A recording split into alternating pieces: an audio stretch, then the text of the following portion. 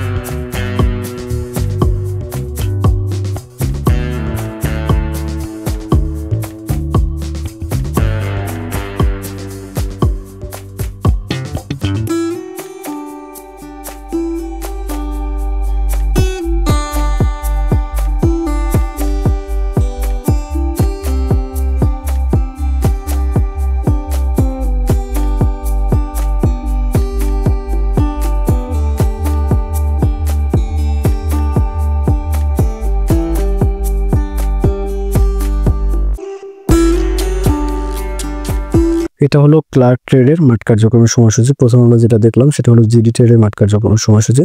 তখন আমরা ক্লার্ক ট্রেডের মাঠ কার্যক্রমের সময়সূচিটা দেখব।